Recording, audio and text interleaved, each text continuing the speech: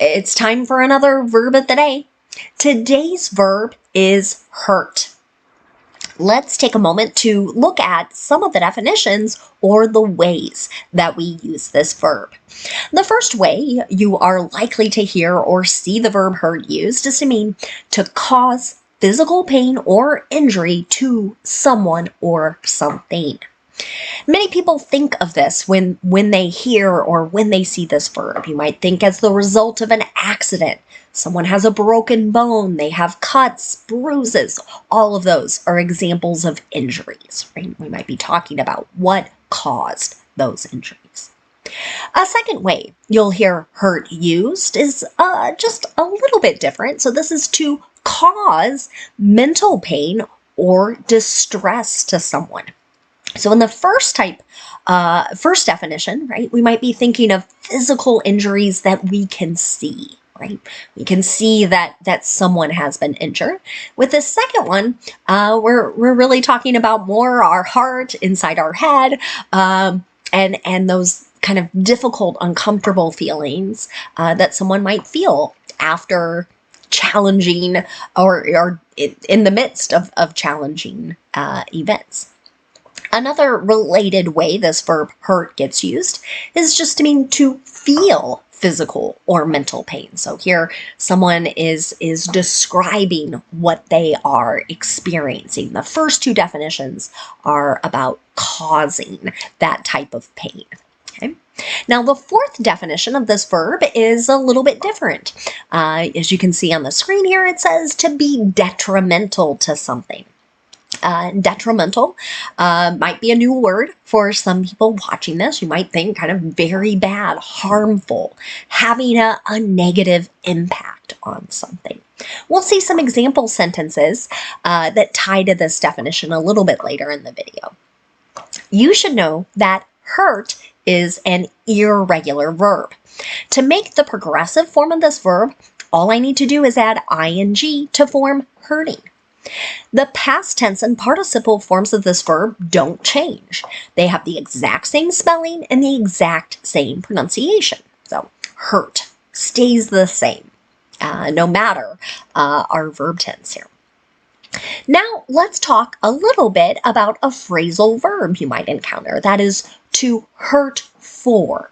This can have a couple different meanings. One might mean to have or to feel a strong desire, to feel some strong need for someone or something. An example of this might be, we've been hurting for a frozen drink all day in this heat, right? So maybe this example, we could think of people who are working outside in really hot climates right now. Right? And they've had this strong desire to have something really cold to help cool themselves. Now, a second way you might hear hurt for used is to mean to feel sadness or to feel empathy for another person. An example of this might be, I hurt for Nahil, his family, and all of France, he tweeted. I saw many examples of hurt for as people were commenting on the French teenager who was killed by police a couple weeks ago. So many people have been expressing their sadness, their empathy, and using this phrasal verb to convey that strong feeling. Now let's move on and talk and practice our verb of the day, hurt, in a couple different verb tenses. Today, we're going to practice the present progressive and the present perfect. We'll start with the present progressive. Now, some teachers and some textbooks call this the present continuous. So if you know that term, that's great. It means the exact same thing.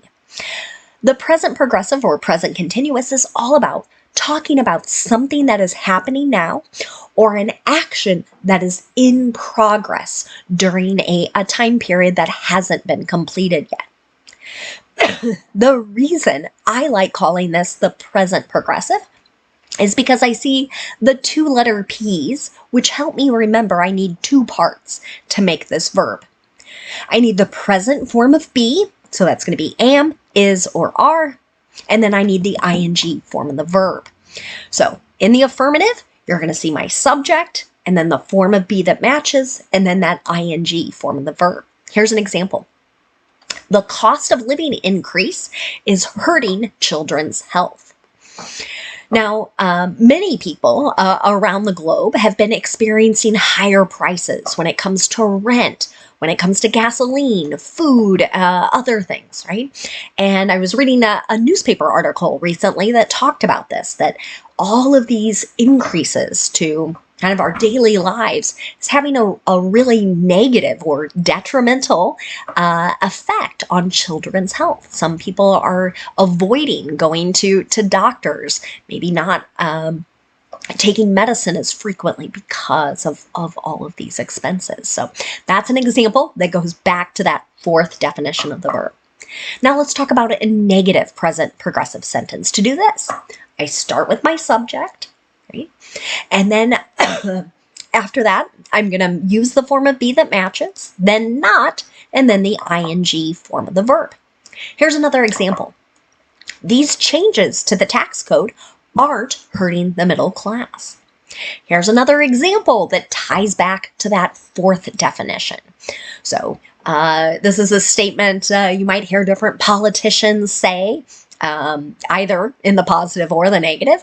But here in the negative, what they're saying is there's no negative impact to people in the middle class. Now, let's look at making a yes or no question in the present progressive. To do this, I start with the present form of be, then I have my subject, and then the ing form of the verb. Here's another example. Is student debt hurting people's mental health? Okay. Now, this example is going to go back to the second definition, where we weren't talking about a physical injury, but we're talking about maybe a mental injury. And some people would answer this question with, yes, absolutely. Large, crushing debt sometimes can have a pretty negative impact or cause harm to one's mental health. Now let's move on and talk about the present perfect. We use this verb tense to talk about actions that started in the past and continue into the present. We also use it to talk about an action that occurred at some point in the past tense, but we might not know exactly when. Many books will call this the indefinite past tense. Right? So we're not sure, did this action happen yesterday? Did it happen 10 years ago? Right? And it might not matter. You'll notice present perfect also has two P's in its name, and it's also going to have two parts to our verb. Okay? So I'm going to look at my subject when I start my sentences. If my subject is I, you, we, or they, my first part of the verb is going to be have. And then I'm going to use the participle form of the verb. If my subject is he, she, or it, I'm going to use has, and then the participle form of the verb. Here's my first example. Layoffs in the tech industry have hurt California's tax revenues. So there are fewer people earning, making money, right? And that impacts the employment taxes that are collected as well as income taxes. So that's, again, tying back to that fourth definition of having a detrimental or negative impact. Now let's look at making negative present perfect sentences. Again, I've got to pay attention to my subject. Then I'll use have or has, followed by not. You might also hear the contractions hasn't or haven't. And then we use the participle form of our verb. Let's look at another example. Working remotely hasn't hurt our company's productivity. So again, another example sentence that ties back to the fourth definition of our verb, right? So this sentence is saying we have not been negatively impacted by having people work remotely, work from their homes. Finally, let's look at making a yes or no question in the present perfect. To do this, I start with have or has, whichever form matches my subject, and that subject comes next. Then I use the participle form of my verb. Here's my last example. Have you hurt someone before? Now, this question is a little bit broad. It could be a question talking about a physical injury, but it could also be talking about kind of a mental or emotional distress as well. Now, let's spend a moment looking at some words that are related to our verb hurt. The first word we're going to discuss today is just the noun form of this word. So, exact same spelling, the exact same pronunciation. When the noun hurt gets used in a sentence, it's referring to either a physical injury or some type of mental or emotional pain. An example of this might be, he is dealing with the hurt of family members missing his wedding. So, the person in this sentence is probably feeling either mentally or emotionally sad, right? Why did so many people, because it's plural, it looks like here, family members, right? Why did so many people not attend this momentous life event, right? Another related word you might see is the adjective form of this word. So again, same spelling, same pronunciation. When hurt gets used as an adjective, many times it's talking about someone or something or a part of the body that has been physically injured.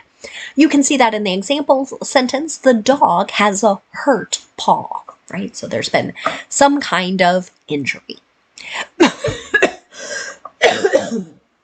A second way the adjective hurt gets used is to mean distressed or offended due to another person's behavior. So this is, again, kind of back to the mental or the emotional pain someone might feel after someone else has done or said something. An example of this might be, she spoke with a hurt voice. Right? So the manner in which she's talking kind of indicates, right? She's sad. Someone has caused her pain in this particular moment. We've got one more word to discuss today, and it's the adjective hurtful. This means causing distress to someone's feelings. Okay? An example of this might be, their hurtful words behind her back eventually came to light. Okay, so someone or some group, right? Because we have there, it sounds like multiple people here. We're sharing words that maybe it was name calling, maybe there were lies, accusations, right? But something really negative. Not in someone's presence, but eventually the person hears what others have been said, right? And that causes that person to feel distress. Thank you so much for watching today's video. Thank you for putting up with my slight cough as I recover from an illness. I hope you all have a great day. Thanks for watching.